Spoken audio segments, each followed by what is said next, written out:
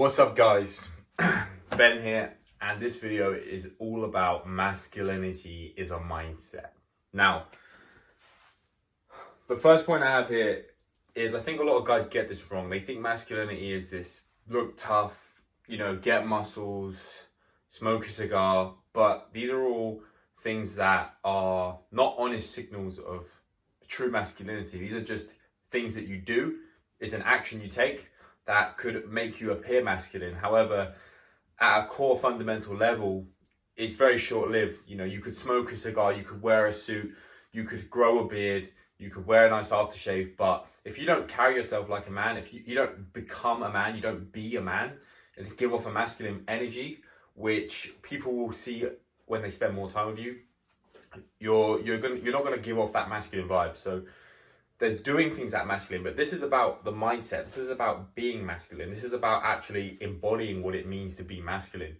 And this is what I mean by masculinity as a mindset. So let's get into this first point. The first point is make a choice to be masculine. That's where a lot of people, the guys think because they act beta, or maybe a girl said that they're a beta, or they view themselves as a beta or whatever. They are, a masculine man makes a choice in himself and says, I'm going to take responsibility. I'm going to be a man. I'm going to step up.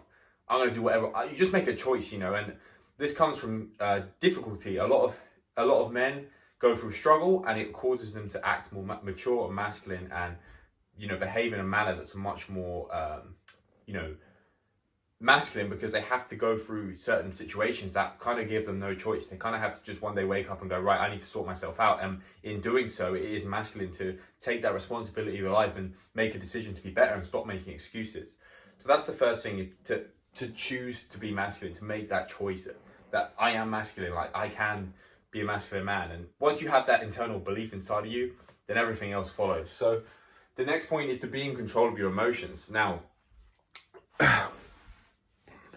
being in control of your emotions is interesting. A lot of guys think a lot of guys are mistaking this for having no emotion, right? Which is completely false. And I think that is something that's damaging to a lot of men, because they think have no emotion. And what they end up doing is they end up stuffing emotion down. They end up suppressing it within themselves. And what happens is when you suppress, you repress, or even express, what happens is the emotions become amplified, and they, if you sweep the dirt under the rug, it may be out of sight, but it's still there, and eventually it's going to have to get pulled up. So what's better is to understand your emotions and thus go about them in a much more safe way, because at the end of the day, the reason it's so important to control your emotions as a man is because it's your responsibility. You're the one that's in control of the situation, whether it be your life or with the dynamic in a relationship, maybe between a man and a woman. So being in control of your emotions, for example, this could mean I wake up in the morning and I'm like, you know what?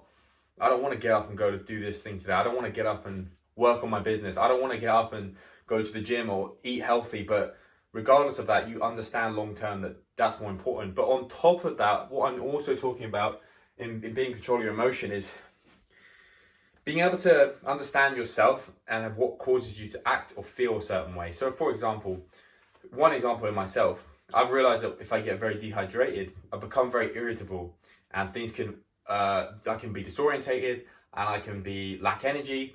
So being in control of your emotions in a way is understanding that if you don't hydrate, you don't eat, you don't sleep well, it's going to cause you to be much more vulnerable to, say, an angry emotion that may occur in the day.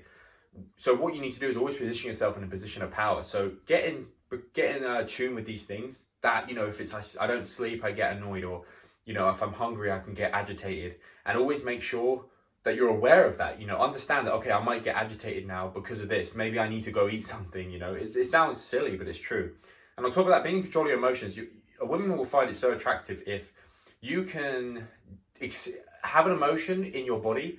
So for example, say you did something that was foolish and you got upset and mad in the car, maybe with your girlfriend or whatever, and you were like, you did something that was obnoxious and rude, or and out of order, and she kind of calls you out on it, and you can just look her in the eye and say, yeah, you know what, I did. I kind of lost myself there a little bit. I'm sorry. I'm sorry that I said that. I didn't mean for it to be that way. I'm sorry. And maybe you give her a hug. What you're doing there is you're creating a safe space for her. You're taking control of the situation. You're creating a safe space. Now, you're putting your ego to one side and you're basically going like, I understand that I'm a human and that's okay. And guess what? I recognize that and I'm okay with that. And to do that in front of a woman, well, is massively attractive because a lot of men don't want to admit they're wrong, or they don't want to admit that they did something that wasn't right. But we all have, at the end of the day, we're all human. We have emotions. Emotions are just energy in motion. It's going to go somewhere, and if you don't know how to channel and, you can't work through everything. Every person is human. Every person makes that mistake, but it's kind of owning it. And it's also, accepting it, but also going about it in a polite manner. It was what we call grace. When you're graceful, it's when, for example, if you have a negative feeling inside of you, you can gracefully go about it and be, okay, listen, I'm just going to be honest with you. I feel really upset right now. And I feel like maybe we should just take a minute to let me set this settle and I'll talk to you later, instead of going crazy and causing a massive fight. So that's what I mean by controlling your emotions.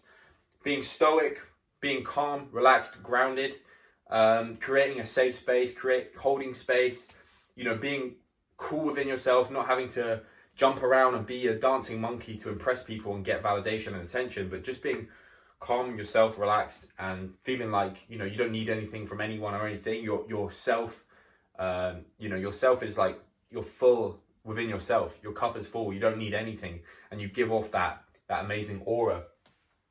So what the next point is, choose what's important over what feels good. Now, this ties into NoFap and semen retention. I know that's what a lot of my stuff is about, but this is exactly it. It's that principle of understanding that pleasure doesn't equal, pleasure is detrimental because it has no return on investment. You can watch porn, you can eat junk food, but it has no actual real return on investment other than it stimulating your dopamine receptors. And in time, what this does is it makes you lethargic, it makes you lazy, it makes you not want to go and chase your goals and dreams. So it's almost a form of delayed gratification. When you're choosing what's important over what feels good, basically, you're doing what you set a goal. Maybe you said, so I'm going to get to this body weight, or I'm going to lift this weight, or I'm going to do this thing by this time next year. Throughout the year, you're going to have to consistently have that goal in your head and say, okay, right now I don't really want to train, but I have that goal in a year's time to get this. And if I don't train, I won't make that goal, as quickly as I want. So it's always putting what your long-term goal is over what feels good right now. It could be that you just got £500 into your bank account that your job paid for, you paid for your 9-to-5 job. And then all of a sudden, you want to do a business coaching, or you want to have a mentorship, or you want to invest it in yourself. But then you think, actually, I'm going to go out and spend it on alcohol or drinks. And this is detrimental. This will set you back and you won't get success as fast as you want. So it's having that kind of self-discipline that's massively important. So that's choosing what's important over what feels good now. And this is, you can apply that to many, many different areas of your life. That's what I love about that. And NoFap is the best foundation to start. Once you start building up that self-discipline in that area of your life, everything else follows. So 100%. Choose what's important over what feels good. And yeah, the same thing. Take responsibility. Take responsibility of your life. You have to realize that no one is going to save you. No one's coming to get you. No one's coming to save you. You might be lucky along the way and have people that give you a helping hand, and you got to jump at those opportunities and make the most of them, whatever they may be. But inevitably, no one actually really cares about you and doesn't care whether you succeed or not. Only you do. And every goal that you have should be from here. It should be your goal that, is true to your heart and not something that other people, you're doing it just to get the approval of others. Because the saddest thing is when you do that, you'll get their approval and you realize that it wasn't even worth it. The approval means nothing. What you really must do to satisfy your soul is find what your true calling is in your heart and chase that every single day. But taking responsibility of your life, it's very easy to play victim. Our smaller self wants to play victim. Our smaller self wants to blame others and create this crying scenario in our head where it's our fault and, the world is against me. And you're looking at everything from a pessimistic view. You're always going to look for reasons why something isn't going to go your way, rather than looking for being optimistic and looking for the reasons why life is amazing. And you can switch in and out of that in a matter of days. For example, you could be in a situation in your life, you have no money, you're broke, and you feel like the whole world is against you. And then out of nowhere, someone could just hand you 500 grand in cash, let's say. That's a lot of money. And all of a sudden, you start seeing all the opportunities that you could have with that money. It's just that when you didn't have it, all those opportunities were completely closed off. And your whole perception of your life and your reality has just changed in a matter of seconds. So it's understanding that the situation you're in right now is only temporary. Nothing lasts forever. And it's up to you to get out of that position you're in. If you feel depressed, all you have to do is put one foot in front of the other every day. Choose a goal, have a vision, pick a small goal and chip away at it every day. And what you'll find is one day you'll wake up, and because you're closer to that goal, or maybe you even hit that goal, you'll feel happy about yourself. Your state of consciousness will actually change. You'll start to feel more excited about life, and looking forward to doing the things that you have things in life that you're actually excited to get up for, and you've gone to a different place, and so you feel much better.